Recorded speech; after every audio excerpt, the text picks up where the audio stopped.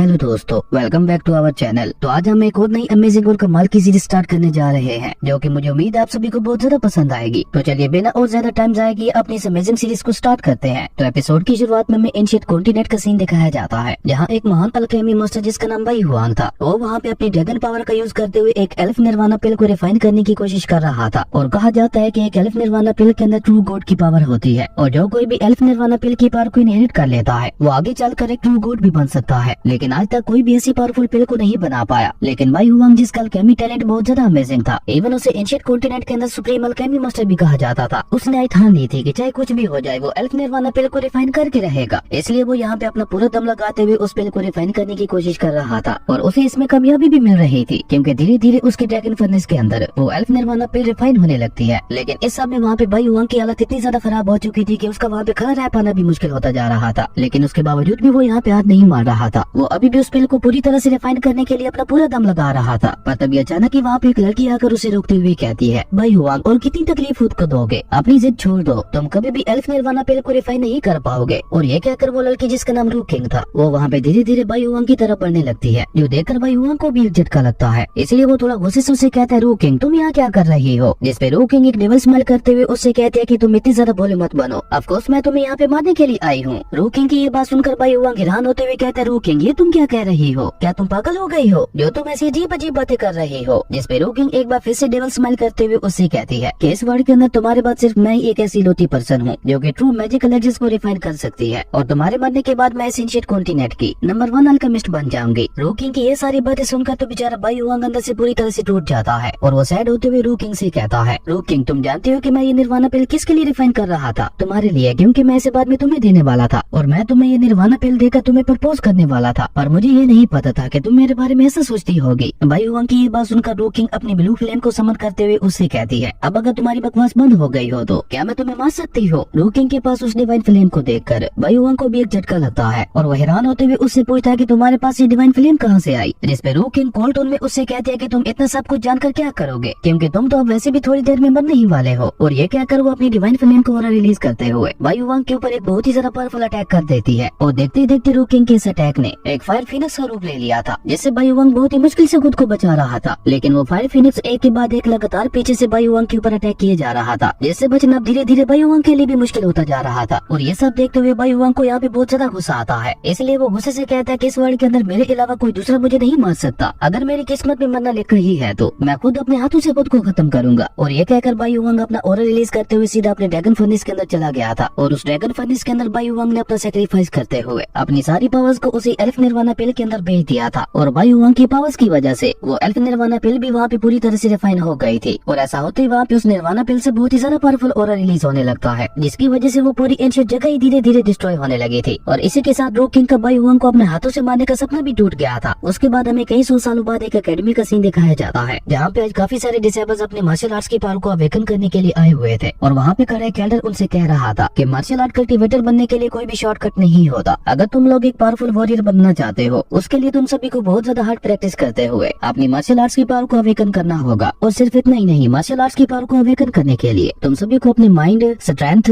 करेज और विजडम को भी कल्टिवेट करना होगा। वहीं उन डिसेबल्स के बीच में खड़ी हुई दो लड़कियों का ध्यान तो उस एल्डर की बातों पे बिल्कुल भी नहीं था। वो दोनों बस अपने सामने खड़े हुए लड़के को निहारते हुए खुश हो रही थी, और ये लड़का कोई और नहीं हमारा हीरो सोबाइटियान ही था, जो उस एल्डर की ये सारी बातें सुनकर अपने मन में कहता है कि आज चाहे कुछ भी हो जाए मैं अपनी मार्शल आर्ट्स की पावर को अवेकन करके रहूंगा, क्योंकि मार्शल आर्ट्स की पावर को अवेकन करने के बाद ही मैं एक वॉरियर बन पाऊंगा। और तभी वो एल्डर वहाँ पे अनाउंस करते हुए कहता है, ओके अब मैं एंशिएंट स्पिरिचुअल फॉर्मेशन को एक्टिवेट कर रहा हूँ, और वो कल्टिवेटर जो सिर्फ अपने मार्शल आर्ट्स की पावर को अवेकन कर पाएंगे उन्हें लियू हिन मेंशन पैलेस का डिसेबल बनाया जाएगा, और ऐसे डिसेबल से पूरी लेवल तक ही जा पाएंगे। और हमारा हीरो बाइटियान भी एक वॉरियर ही बनना चाहता था। वहीं वो एल्डर अपनी बात आगे बढ़ाते हुए कहता है, और वो कल्टिवेटर्स जिनकी martial arts awakening power middle stage पे होगी उन्हें डायरेक्ट सुजाकू एकेडमी का डिसेबल बनाया जाएगा, और वो कल्टिवेटर जिसकी मार्शल आर्ट अवेकनिंग पावर अपने पीक पे होगी उसे मेरे लियू हिन मेंशन की तरफ से ये वर्ड स्पिरिट पिल रिवार्ड के तौर पर दी जाएगी। उस वर्ड स्पिरिट पिल को देखकर वहाँ पे मौजूद सभी डिसेबल्स बहुत ज्यादा एक्साइटेड हो गए थे, क्योंकि ये वर्ड स्पिरिट पिल किसी भी कल्टिवेटर की कल्टिवेशन स्पीड को बहुत ज्यादा बढ़ा सकती थी। और इसी पिल को पाने के लिए अब उन सभी डिसेबल्स के अंदर एक नया जोश आ गया था। और तभी वहाँ पे कल एक डिसेबल खुश होते हुए कहता है कि अगर मेरी मार्शल आर्ट अवेकनिंग की पावर अपने पीक पे हुई तो न सिर्फ मुझे सुजाकू एकेडमी में जाने का मौका मिलेगा, बल्कि उसी के साथ साथ मुझे ये वर्ड स्पिरिट पिल भी मिलेगी, जिसकी मदद से मैं अपनी कल्टिवेशन स्पीड को 10 गुना ज्यादा बढ़ा सकता हूँ। ये रिवार्ड तो वाकई काफी ज्यादा कमाल चुका है। वहीं बाइटियान जो उस डिसेबल की सारी बातें सुन रहा था, वो सोचते हुए अपने मन में कहता है कि शायद हो सकता है ये वर्ड स्पिरिट पिल मेरे फादर को भी 5 स्टार मार्शल आर्ट्स मास्टर याला में ब्रेक थ्रू करने में मदद करे। और अभी बाइटियान ये सब सोच ही रहा था कि तभी वहाँ पे एक लड़की आकर बाइटियान का मजाक उड़ाते हुए उससे कहती है, बाइटियान तुम ज्यादा मत सोचो क्योंकि तुम उस वर्ड स्पिरिट पिल को हासिल करने के काबिल नहीं हो। जिसपे बाइटियान उस लड़की जिसका नाम शेनरू था, वो उससे कहता है, शेनरू मुझे लगता है कि तुम्हें मेरे बारे में ना सोचकर अपने काम से काम रखना चाहिए, क्योंकि अगर तुम ऐसे ही घटिया बातें सोचती रही तो तुम्हारा ये दिमाग और भी ज्यादा कमजोर पड़ जाएगा। बाइटियान की ये बात सुनकर शेनरू को बहुत ज्यादा गुस्सा आता है, पर वो बाइटियान से कुछ कह पाती उससे पहले उसके साथ वाला लड़का उसे से बाइटियान से कहता है, बाइटियान मुझे लगता है सीनियर ब्रदर हनफेंग ने तुम्हें जो सबक सिखाया था तुम उसे भूल चुके हो, इसलिए मुझे लगता है कि सीनियर ब्रदर हनफेंग को कहकर तुम्हें एक बार और मजा चखाना पड़ेगा। और वैसे भी तुम्हें इतना ज्यादा उड़ने की कोई जरूरत नहीं है, बहुत जल्द मेरी मू फैमिली तुम्हारी सो फैमिली को रिप्लेस करने वाली है। उसके बाद मैं देखूंगा कि तुम तब भी ऐसी बड़ी बड़ी बातें कर पाते हो या नहीं। उस लड़के जिसका नाम मोहन था, उसकी ये बात सुनकर बाइटियान को गुस्सा तो बहुत ज्यादा आता है, पर वो उसे कुछ कह पाते उससे पहले वहाँ पे खड़ी हुई दो लड़कियाँ जो कि बाइटियान को बहुत ज्यादा पसंद करती थी, वो दोनों मोहन के ऊपर गुस्सा करते हुए कहती है, मोहन बाइटियान की तुम्हारे साथ कोई दुश्मनी नहीं है, इसलिए तुम अपने काम से काम रखो। आखिर तुम लोग बार बार बाइटियान को परेशान करने के लिए क्यों आ जाते हो? और अगर तुम लोग इतने ज्यादा बहादुर हो तो तुम जब बाइटियान ठीक था तो तब उससे पंगा क्यों नहीं लेते थे? और सीनियर बाइटियान तो इतने ज्यादा अच्छे हैं, उन्होंने आज तक कभी भी तुम लोगों से सामने से आकर पंगा नहीं लिया, फिर भी तुम लोग न जाने क्यों सीनियर बाइटियान के पीछे पड़े हुए हो। और ये कहकर वो दोनों लड़कियां बाइटियान से कहती हैं, सीनियर बाइटियान आप इन्हें इग्नोर करें क्योंकि ये लोग आपके टैलेंट और आपकी खूबसूरती से जलते हैं, इसलिए ये लोग ऐसे ही बार बार आपको देखकर भूखते रहते हैं। वहीं जब शेनरू उन दोनों लड़कियों को इस तरह से बाइटियान की साइड लेते हुए देखती है तो उसे भी अपना पास याद आने लगता है, जब वो भी एक टाइम पे बाइटियान के पीछे पूरा पागल हुआ करते थे। और एक दिन वो बहुत ज्यादा हिम्मत जुटाकर बाइटियान को प्रपोज करने के लिए जाती है, लेकिन बाइटियान को उसमें बिल्कुल भी इंटरेस्ट नहीं था, इसलिए बाइटियान ने उसे बुरी तरह से इग्नोर कर दिया था। और ये सब देखकर वहाँ आसपास खड़े हुए लोगों ने उसका काफी ज्यादा मजाक उड़ाया था, जिसकी वजह से उसके दिल में बाइटियान के लिए नफरत पैदा हो गई थी। और तब से लेकर आज तक वो बाइटियान से बहुत ज्यादा नफरत करती है, इसीलिए वो बाइटियान को परेशान करने का कोई न कोई रास्ता ढूंढती रहती है। और ये सब याद करके शेनरू एक बार फिर से बाइटियान को भड़काते हुए कहती है, बाइटियान अब क्या तुमने लड़कियों के पीछे छुपना शुरू कर दिया है? जिसपे बाइटियान भी शेनरू का मजाक उड़ाने के लिए मोहन से कहता है, मोहन मैं नहीं जानता कि तुम्हें शेनरू के जैसी लड़की के साथ प्यार कैसे हो गया, या तो तुम्हें इसकी ये घटिया बातें पसंद आई होंगी या फिर तुम्हें ऐसी बेवकूफ लड़की ही पसंद होंगी। अपनी बेइज्जती सुनकर शेनरू को बहुत ज्यादा गुस्सा आता है, लेकिन वो बाइटियान को कुछ कह पाती उससे पहले ही वहाँ पे खड़ा एल्डर घोसे तुम सभी को डांटते हुए कहता है, ये तुम सभी आपस में क्या बातें कर रहे हो? जिसपे बाइटियान उस एल्डर को ग्रीट करते हुए कहता है, एल्डर हम लोग आपस में कोई बहस नहीं कर रहे, हम लोग तो बस आपस में कम्पीट करने की बात कर रहे हैं कि मार्शल आर्ट्स अवेकनिंग पावर में सबसे ज्यादा पावरफुल कौन होगा। मैंने इन्हें कहा भी है कि मार्शल आर्ट्स अवेकनिंग पावर में सबसे ज्यादा पावरफुल मैं ही हूँगा, लेकिन इन लोगों को मेरी बात पे यकीन नहीं हो रहा। बाइटियन की ये बात सुनकर उस एल्डर को भी एक झटका लगता है और वो थोड़ा चौंकते हुए कहता है कि मैंने तो सुना था कुछ दिन पहले तुम बहुत ही बुरी तरह से इंजर्ड हुए थे और उस हादसे में तुम्हारी कुछ मरीडियंस भी डैमेज हो गई थी। अगर सच में ऐसा है तो तुम्हें ये पता होना चाहिए कि डैमेज मरीडियंस के साथ मार्शल आर्ट्स की पावर को अवेकन करना बहुत ज्यादा मुश्किल है। उस एल्डर की ये बात सुनकर मोहन के फेस पे एक डेविल स्माइल आ जाती है, लेकिन बाइटियन उस एल्डर से कहता है, शुक्रिया एल्डर मुझे ये सब बताने के लिए, पर मेरी डैमेज मरीडियंस अब ऑलमोस्ट हील हो चुकी है, इसलिए सबसे पहले मैं ही मार्शल आर्ट्स की पावर को अवेकन करने के लिए आना चाहता हूँ। बाइटियन की ये बात सुनकर वो एल्डर उससे कहता है कि अगर वाकई तुम्हारी मरीडियंस रिकवर हो चुकी हैं तो ये तो वाकई बहुत अच्छी बात है, और अगर तुम्हें अपने ऊपर इतना ही ज्यादा कॉन्फिडेंस है तो ओके ठीक है, सबसे पहले तुम ही आ जाओ अपनी मार्शल आर्ट्स की पावर को अवेकन करने के लिए। उस एल्डर की ये बात सुनकर वहाँ पे खड़ी हुई वही लड़कियाँ बाइटियन को चेयर करते हुए कहती है, सीनियर बाइटियन आप परेशान ना हो, आपका जो मर्जी रिजल्ट आए हम लोग हर हाल में आपको सपोर्ट करेंगे। और उन लड़कियों की ये बात सुनकर शेनरू को अपने मन ही मन में बहुत ज्यादा गुस्सा आ रहा था, पर अभी वो इस बारे में कुछ नहीं कर सकती थी। वहीं दूसरी तरफ उस अकेडमी के बैक वाले माउंटेन्स के ऊपर एक लड़की अपनी गार्ड लड़की के साथ वहाँ पे आती है, और ये लड़की असल में बाइटियन की मंगेतर थी। और वहाँ पे उन लड़कियों को इस तरह से बाइटियन की साइड लेते हुए देखकर वो गार्ड लड़की अपनी मिस से कहती है, मिस मुझे लगता है आपको फैंसी लड़कियों में काफी ज्यादा मशहूर है। जिसपे वो लड़की कोल्ड टून में अपनी गार्ड से कहती है कि वो क्या है और क्या नहीं, मुझे उसमें कोई इंटरेस्ट नहीं है, मैं तो बस यहाँ पे उसके साथ एक डील करने के लिए आई हूँ। वहीं बाइटियन अब धीरे धीरे एंशिएंट स्पिरिचुअल फॉर्मेशन की तरफ बढ़ने लगता है, जो देखकर मोहन अपने मन में कहता है, लड़के भले ही तुम अपनी मार्शल आर्ट्स की पावर को अवेकन करके एक वॉरियर ही क्यों न बन जाओ, उसके बावजूद भी यहाँ पे ज्यादा कुछ नहीं बदलने वाला, क्योंकि मेरी मो फैमिली बहुत ही जल्द तुम्हारी सो फैमिली को रिप्लेस करने वाली है, और मेरी मो फैमिली तुम्हारी सो फैमिली को रिप्लेस करके लैनहू सिटी की नंबर 1 अल्केमिस्ट फैमिली बन जाएगी। बस एक बार मैं अपनी मार्शल आर्ट्स की पावर को अवेकन कर लूं, उसके बाद देखना मैं सब कुछ कैसे बदलता हूँ। वहीं बाइटियन भी अब एंशिएंट स्पिरिचुअल फॉर्मेशन के पास पहुंच चुका था, जहाँ पे खड़ा वो एल्डर बाइटियन को मार्शल आर्ट्स अवेकनिंग के सारे रूल्स बताता है, और सारे रूल्स को सुनने के बाद बाइटियन वहाँ पे बैठ गया था अपनी मार्शल आर्ट्स की पावर को अवेकन करने के लिए। और वहाँ बैठकर बाइटियन सबसे पहले अपनी फायर एट्रीब्यूट की पावर का यूज करके अपनी मार्शल आर्ट्स की पावर को अवेकन करने की कोशिश करने लगता है, लेकिन जैसे उस फायर एट्रीब्यूट की पावर बाइटियन की बॉडी के अंदर जाती है तो उसे अपनी बॉडी के अंदर बहुत ज्यादा पेन होने लगा था, और जैसे जैसे उस फायर एट्रीब्यूट की पावर उसकी वेन्स के अंदर सर्कुलेट कर रही थी तो वैसे वैसे उसकी बॉडी के अंदर क्रैक्स आते जा रहे थे। इवन यहाँ पे उसके मुंह से ब्लड भी निकलने लगा था, लेकिन उसके बावजूद भी वो यहाँ पे हार नहीं मानता। वो अपने फायर एट्रीब्यूट की मार्शल आर्ट्स पावर को अवेकन करने की पूरी कोशिश कर रहा था, लेकिन बाइटियन की ऐसी हालत देखकर वहाँ पे खड़े एल्डर के साथ साथ सभी डिसेबल्स को भी यकीन हो गया था कि बाइटियन इस बार भी अपने मार्शल आर्ट्स की पावर को अवेकन नहीं कर पाएगा। और मोहन तो यहाँ पे खुश होते हुए अपने मन में कह रहा था कि आखिर एक कचरा तो कचरा ही होता है, उससे और क्या उम्मीद की जा सकती है। वहीं बाइटियन का पेन धीरे धीरे और भी ज्यादा बढ़ता जा रहा था, लेकिन बाइटियन भी यहाँ पे हार नहीं मान रहा था। वो यहाँ पे अपना पूरा दम लगाकर अपनी वेस के ऊपर कंसंट्रेट करते हुए कहता है कि आज चाहे कुछ भी हो जाए, मैं अपनी मार्शल आर्ट्स की पावर को अवेकन करके रहूंगा। और बाइटियन के ऐसा कहते ही अचानक इसकी बॉडी के अंदर चारों तरफ ब्लू एनर्जी फैलने लगती है, जो देखकर बाइटियन को भी कुछ भी समझ नहीं आ रहा था। और वो उस ब्लू एनर्जी को देखते हुए खुद से ही कहता है, कहीं मैं अपनी मार्शल आर्ट्स की पावर को अवेकन करने में फेल तो नहीं हो गया। लेकिन असल में ऐसा नहीं था। वो ब्लू एनर्जी रियल में उसके एंसेस्टर बाई हुआंग की एनर्जी थी, और बाइटियन अपने एंसेस्टर बाई हुआंग का सक्सेसर बनकर पैदा हुआ था। उसके हार्ट में शुरू से ही एंसेस्टर बाई हुआंग की पावर्स थी, जिन्हें वो बहुत ज्यादा कोशिश के बाद भी अवेकन नहीं कर पाया था। लेकिन आज वो अनजाने में इस पेन को बर्दाश्त करते करते उन पावर्स को अनलॉक कर लेता है। और जैसे वो पावर्स अनलॉक होती है तो बाइटियन को अपने एंसेस्टर बाई हुआंग की सारी यादें भी मिल जाती हैं कि कैसे उसके एंसेस्टर लू किंग के साथ प्यार किया करते थे, और आखिर में उसी लू किंग ने उन्हें धोखा दिया था। और ये सारी बातें पता चलते ही बाइटियन की आंखें एक बार फिर से खुल गई थी, और वो खुश होते हुए कहता है, ये तो एंसेस्टर बाई हुआंग की इनहेरिटेंस है, यानी वही गॉड लेवल की एलेक्सर एल्फ निर्वाणा पिल है। पर ये मेरी बॉडी के अंदर कैसे आ गई? क्या ये सब अनजाने में ही हो गया? अगर सच में ऐसा है तो इसका मतलब है फाइनली गॉड को मेरे ऊपर रहम आ ही गया। और उसी के साथ अब यहाँ पे बाइटियन को ये भी पता चल गया था कि रू किंग ने आखिर में कैसे बाई हुआंग को धोखा दिया था। और ये सब याद करके बाइटियन गुस्से से कहता है, रू किंग तुम बस वेट करो, देखना मैं कैसे सोच समेत तुमसे अपने एंसेस्टर का बदला लेता हूँ। और इस तरह अपनी मार्शल आर्ट्स की पावर को अवेकन करते करते बाइटियन को काफी ज्यादा टाइम गुजर चुका था, पर अभी तक भी वो अपनी मार्शल आर्ट्स की पावर को अवेकन नहीं कर पाया था। जो देखकर चंद्रू सिक्स एल्डर से कहती है, एल्डर मुझे नहीं लगता कि ये बाइटियन अपनी मार्शल आर्ट्स की पावर को अवेकन कर पाएगा, क्योंकि उसे ऐसा करते हुए बहुत ज्यादा टाइम गुजर चुका है। इसलिए मुझे लगता है कि हम लोगों को और ज्यादा टाइम वेस्ट नहीं करना चाहिए। जिसपे वो एल्डर भी एक लंबी सांस छोड़ते हुए उससे कहता है, तुम बिल्कुल ठीक कह रही हो। अब अगला जो कोई भी अपनी मार्शल आर्ट्स की पावर को अवेकन करना चाहता है वो आगे आए। जिसपे चंद्रू अपना हाथ ऊपर उठाते हुए कहती है, एल्डर अब मैं आना चाहती हूँ। और ये कहकर चंद्रू एक डेविल स्माइल करते हुए अपने मन में कहती है, मैं जितना जल्दी हो सकेगा अपनी मार्शल आर्ट्स की पावर को अवेकन करूंगी, और ऐसा करके मैं एक बार फिर से सबके सामने बाइटियन की बेइज्जती करूंगी, और उसे बहुत ही बुरी तरह से परेशान करते हुए उसे उस दिन का बदला लेके रहूंगी जिस दिन उसने मेरे पैर को ठुकराया था। और ये कहकर वो जैसे एंशिएंट स्पिरिचुअल फॉर्मेशन की तरफ आगे बढ़ने लगती है तो तभी अचानक ही वहाँ पे बाइटियन की बॉडी से बहुत ज्यादा पावरफुल ऑरा रिलीज होने लगता है, जिसका मतलब था कि बाइटियन ने फायर एट्रीब्यूट की मार्शल आर्ट्स की पावर को अवेकन कर लिया था। और सिर्फ इतना ही नहीं, देखते ही देखते वो सभी क्रिस्टल्स भी एक एक करके ग्लो करने लगते हैं, और देखते ही देखते वो सभी के सभी क्रिस्टल्स ग्लो करने लगे थे, जिसका मतलब था कि बाइटियन की अवेकनिंग पावर अपने पीक पे थी। और ये देखकर वहाँ पे उस एल्डर के साथ साथ सभी डिसेबल्स को भी एक झटका लगता है, क्योंकि आज तक किसी भी डिसेबल ने अपनी पावर अवेकनिंग में पीक लेवल अचीव नहीं किया था। इसलिए वहाँ पे मौजूद सभी लोग बहुत ज्यादा हैरान हो गए थे। और सबसे बड़ा झटका तो चंद्रू और मोहन को लगता है। उन्हें तो अपनी आंखों पे यकीन ही नहीं हो रहा था कि बाइटियन जैसे कचरा इतना ज्यादा पावरफुल कैसे हो गया। वहीं वो एल्डर भी हैरान होते हुए कहता है, ये तो heaven level 5 type martial arts है। मुझे यकीन नहीं हो रहा कि इस लड़के बाइटियन ने रियल में हेवन लेवल के फायर एट्रीब्यूट की पावर को अवेकन किया है। फायर एट्रीब्यूट वाली फायर मार्शल वेन्स को तो पहले से ही टॉप मार्शल वेन्स कहा जाता है, और इस लड़के ने तो न सिर्फ फायर एट्रीब्यूट की पावर को अवेकन किया है, बल्कि उसी के साथ साथ ये अपनी फायर एट्रीब्यूट की पावर को हेवन लेवल तक भी ले गया है। इसके टैलेंट को देखते हुए तो मुझे पूरा यकीन है कि ये बहुत जल्द जूलियन मेंशन को भी पीछे छोड़ देगा। वही चंद्रू तो वहाँ पे बस गुस्से से यही कही जा रही थी कि नहीं, ऐसा नहीं हो सकता, ये इम्पॉसिबल है। वहीं वहाँ पे खड़ी बाकी सभी लड़कियां तो बाइटियन के लिए बहुत ज्यादा खुश हो रही थी, और वो वहाँ पे बाइटियन की तारीफें करते हुए उसे चेयर करने लगी थी। और इसी के साथ हमारी अमेजिंग एपिसोड यहीं पे खत्म हो जाता है। दोस्तों, आप लोगों को ये सीरीज कैसी लगी कमेंट करके जरूर बताना, और अगर आप चाहते हैं कि मैं सीरीज को कंटिन्यू करूँ तो कमेंट में यस लिख देना। अगर आपको ये वीडियो अच्छी लगी तो लाइक कर दें, और अगर चैनल पे नए आए हो तो सब्सक्राइब करते जाना। तो मिलते हैं एक नई वीडियो में, तब तक के लिए बाय।